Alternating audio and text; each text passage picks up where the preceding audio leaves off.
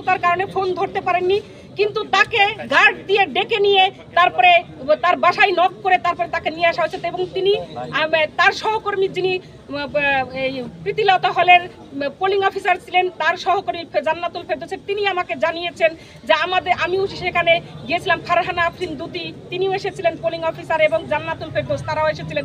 এবং তিনি তাড়াহুড়া করে 3 তলায় উঠতে গিয়ে, আমাদের যেহেতু লিফটের ব্যবস্থা নেই, 3 তলায় উঠতে গিয়ে তিনি দরজার সাথে ধাক্কা খেয়ে পড়ে যান তাড়াহুড়া করে উঠতে গিয়ে, এবং সহকর্মী আসলে সম্ভবত তার কিছুক্ষণের মধ্যেই তিনি মারা যান আসলে হসপিটালে নেওয়ার আগেই।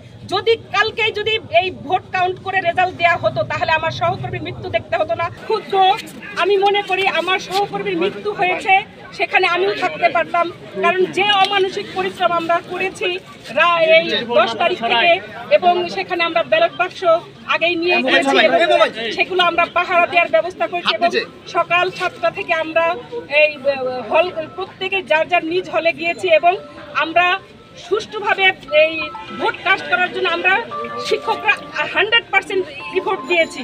এবং আমার নব ফয়জুন্নেসা হলে 137টি ভোট কাস্ট হয়েছে 280টি ভোটারের মধ্যে। আমরা সম্পূর্ণ, কেউ যদি বলে যে 0.0% কি 1% যে এখানে কারচুপি হয়েছে কি অথবা অনৈতিক হয়েছে, সেটা না। আমি বলবো 100%-এর উপরে যদি কেউ বলতে পারে সেটা 100% সুষ্ঠুভাবে আমরা ভোট নিয়েছি, এবং চেষ্টা করেছি যাতে সেখানে কোনো অনিয়ম না ঘটতে পারে। সেখানে সাংবাদিকরা লাইভ করেছে, দেখেছেন, যেখানে পোলিং এজেন্ট ছিল তাদের কাছেও আপনারা জানতে পারবেন, জানতে পারবেন।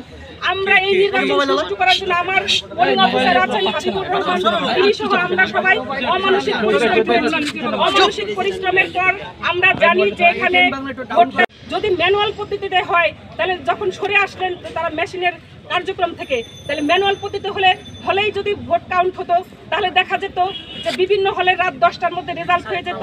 আমরা এখানে নির্বাচন এখন আলোচনা আমি জানি না এই বিষয়টা যে এখন, কারণ আমি তো মাত্রই ঢুকেছি। ইতিহাস বিভাগ আর রিটার্নিং অফিসার নব ফয়জুন্নেসা হল। Thank you.